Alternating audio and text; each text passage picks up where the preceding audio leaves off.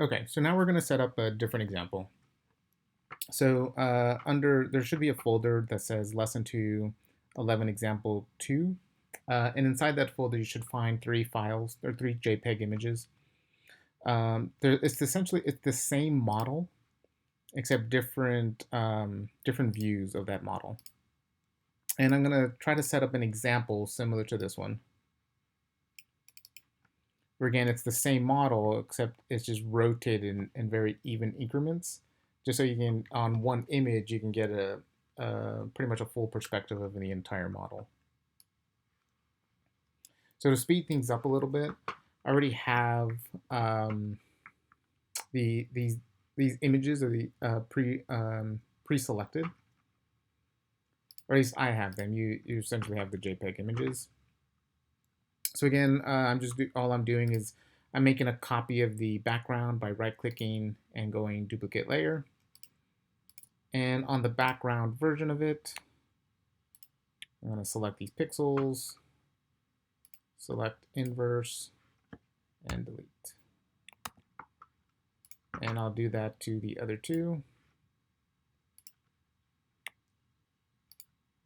Select these pixels, select the inverse, and delete. And I'll do the same to these last ones. Select pixels, select inverse, make sure I'm on the correct layer, and delete those pixels. And I'm going to select these pixels that are right inside here, make sure I'm on the correct layer, and delete those.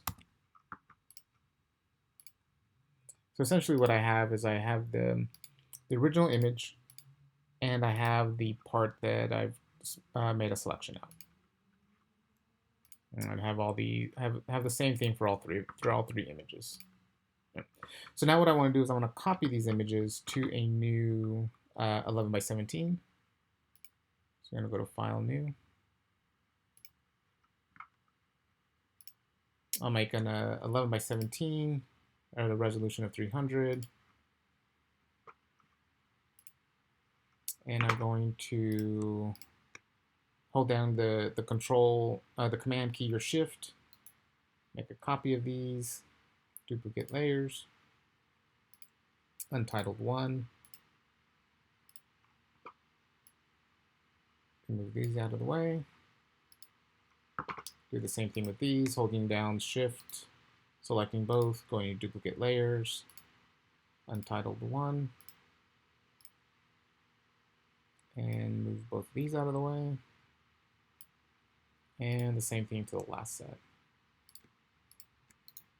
Duplicate those layers into untitled 1. And now I have all the images on this one 11 by 17. I have the background image as well as the trimmed out version. The background images, I'm going to turn those off for now. I can use those later if I want to have like a two 11 by 17 showing the before and after. But I'm only going to be dealing with these.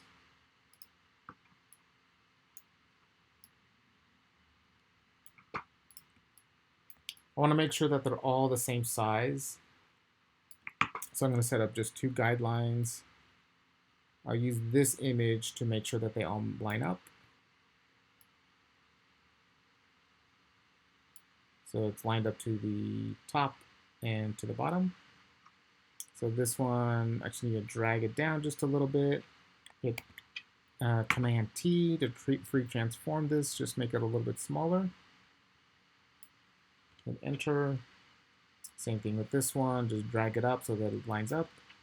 Command T, free transform, make this a little bit smaller. And hit Enter. And to get rid of these guys, I'm going to drag them back to the ruler. With my move tool, just drag them back to the ruler. And now I have these that are set up. I can reorganize them however I like, rearrange them on the board. These are a little bit tricky. The lighting on these is a little bit tricky. They weren't really well composed.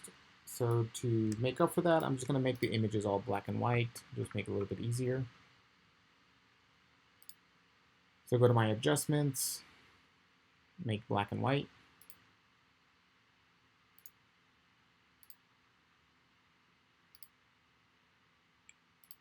See which one looks better.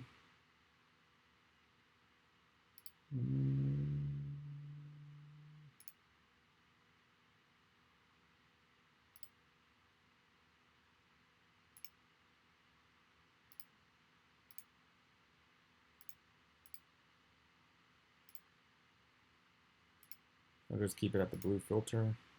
Probably look the best.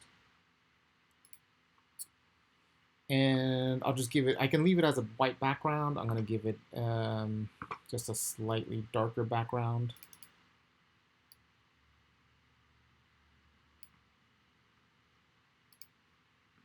Go to my layers, make a new layer, and fill that in. Edit, fill, background or foreground color. And it all turned gray. It's okay. Just drag this down towards the bottom. And there. So now I have the same model, and I just rotated them, took a separate pictures. The one thing, if you're going to use this method, the one thing that I would recommend is that you have your camera on a tripod or in a stationary position, and you have your light in the exact same position. Your light does not change. So the only thing you're really doing is rotating your model in these very precise increments. That way the camera always stays the same, the lighting always stays the same, and the only thing that's really being adjusted is the model, and that way the light quality is consistent throughout all your images.